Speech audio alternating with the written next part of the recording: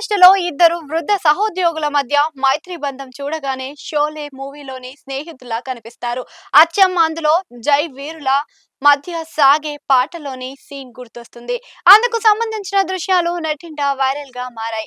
అసలేం జరిగింది అంటే మహారాష్ట్రలోని ఒక డిపో నుంచి షేర్ చేసిన ఒక వీడియో అందరి మనసులను హత్తుకుంది. పదవి విరమణ చేసిన రాష్ట్ర రవాణా డ్రైవర్ కు భావోద్వేగభరితమైన వీడ్కోలు చిత్రీకరించింది. ఇద్దరు వృద్ధ సహోద్యోగుల మధ్య చోటు చేసుకున్న దృశ్యం అచ్చం యువకుల మాదిరిగా ఆ సహోద్యోగి పదవి విరమణ చేస్తున్న తన స్నేహితుడైన బస్సు డ్రైవర్ ను భుజాలపై తీసుకెళ్తున్న దృశ్యం అందరినీ కదిలిస్తుంది. వృద్ధాప్యం మనసుకే కాని ఆప్యాయతను వ్యక్తం చేయడానికి కాదు అన్నట్లుగా తన సహోద్యోగిని ఎత్తుకొని వీడ్కోలు పలుకుతున్న కమనీయ దృశ్యాలు అందరినీ ఆకర్షించింది. అది పనిలో తన చివరి రోజు కావడంతో ఆ వీడ్కోలు అతను అక్కడ నిర్మించుకున్న జీవితానికి ఒక వేడుకగా మారింది. చూడడానికి చిన్న పనే అయినా ఎన్నో ఏళ్లుగా ఉన్న స్నేహబంధాన్ని గౌరవాన్ని పంచుకున్న జ్ఞాపకాలను ప్రతిబింబించింది.